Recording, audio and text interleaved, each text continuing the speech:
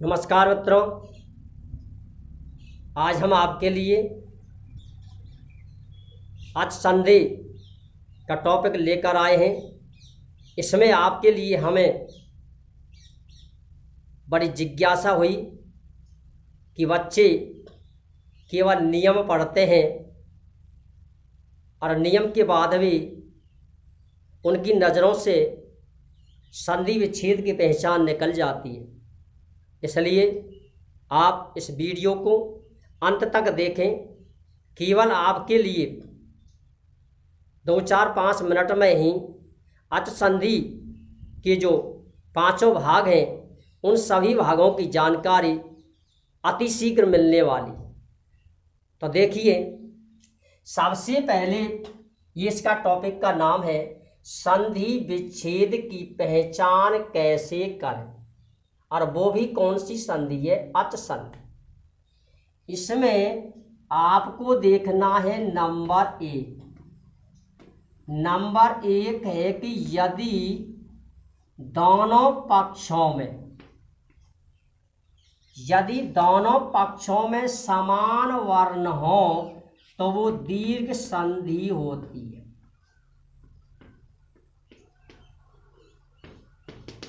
यदि दोनों पक्षों में, अब दोनों पक्षों का मतलब क्या होता है?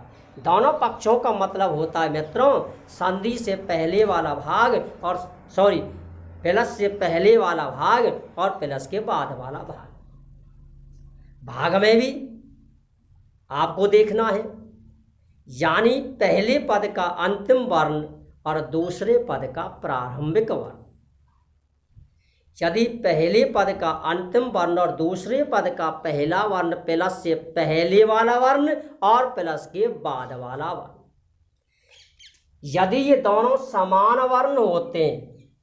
अब यहाँ आपको एक दिक्कत आती है कि समान वर्ण जो होते हैं वो कौन से होते हैं?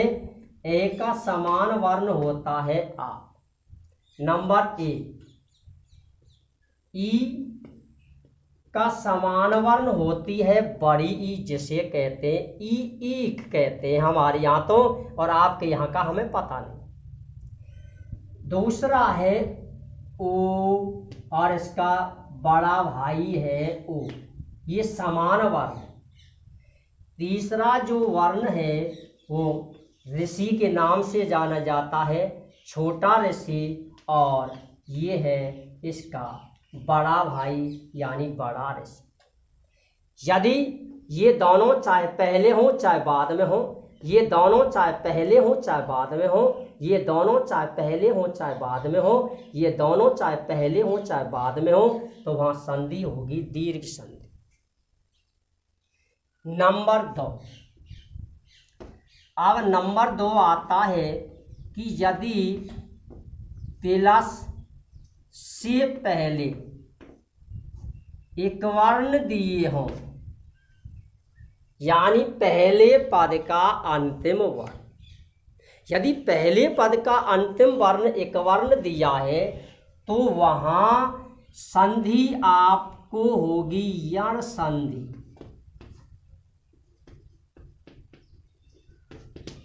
यदि पहले पद का अंतिम वर्ण यदि एक वर्ण है तो एक वर्णों को हम यण वर्ण में बदल देते हैं और उस संधि का नाम लिखना है आपको यण संधि। एक वर्णों की संख्या है 4 और यण वर्णों की संख्या भी है 4। एक वर्ण होते हैं ई, ओ, री और लिरी। ई का यण वर्ण होता है ये, ओ का यण वर्ण होता है वे, री का यण वर्ण होता है रे, और री का यण वर्ण होता है ले। यदि प्लस से पहले पद का अंतिम वर्ण यदि एक वर्ण है तो वो संधि होगी यण संधि। लेकिन एक वर्ण के बाद एक वर्ण नहीं होना चाहिए, यानी समान वर्ण नहीं होना चाहिए। यदि समान वर्ण है तो आपको पता है संधि कौन सी होगी? दीर्घ संधि। यानी एक वर्ण के बाद असमान स्वरवर्ण होना चाहिए तो ही वो संधि होगी, यण संधि। अगला देखिए नियम नंबर 3, यदि प्लस के बाद एक वर्ण दिए हों तो वो संधि होती है गुण संधि। यदि प्लस के बाद एक वर्ण हो तो संधि होगी गुण संधि।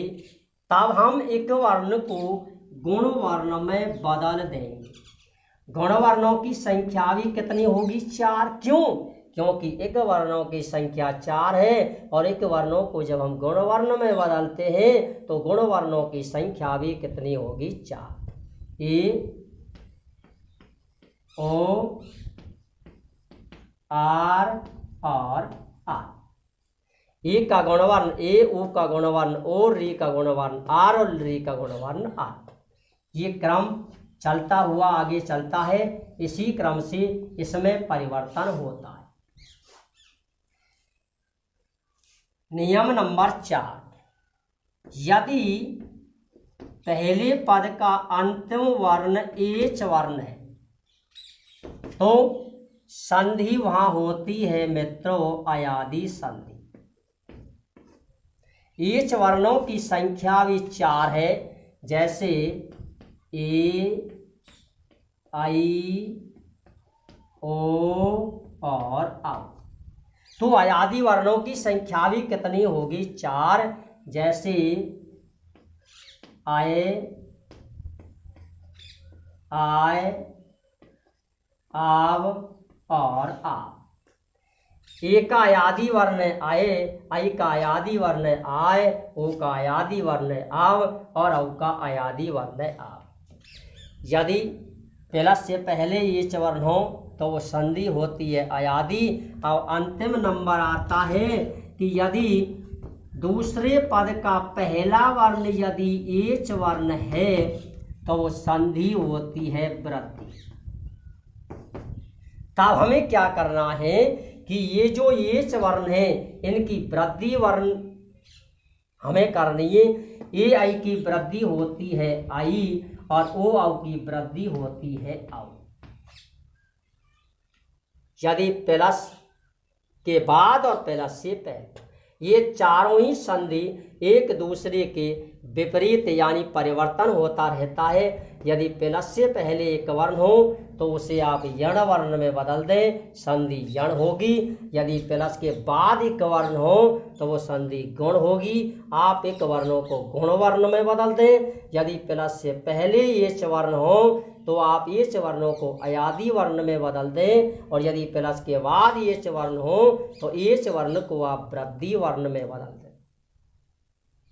जब तक आप स्वर संधि पढ़ते रहोगे तब तक आपको इनका वर्णन मिलता हुआ चलेगा।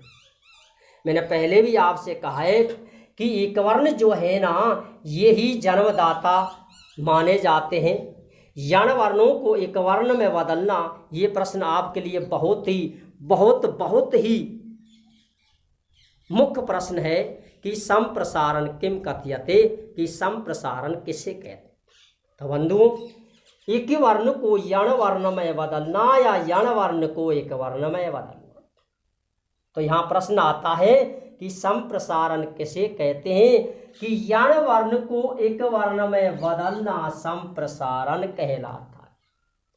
यण वर्णों को उस स्थान पर ले जाना जहाँ से यण वर्णों का जन्म हुआ है, यानी बच्चे की उत्पत्ति बतलाना, बच्चे के माँ बाप का नाम बताने को ही हम संप्रसारण कहते हैं। यण वर्णों को एक वर्ण में बदलना अर्थात यण वर्ण की उत्पत्ति दर्शाने को ही हम संप्रसारण कहते हैं। ये बड़ा ही मुख्य प्रश्न आया है, इसे आप जरूर याद रखें। यण वर्ण को एक वर्ण में बदलने को ही हम संप्रसारण कहते हैं। इसी के साथ आपकी ये 5 संधियां समाप्त हुई। आप इस प्रकार से इन 5 ही संधियों को समझ सकते हो। ना किसी नियम की आवश्यकता है, ना किसी से समझने की आवश्यकता है। आप किसी भी संधि का समाधान कर सकते हो।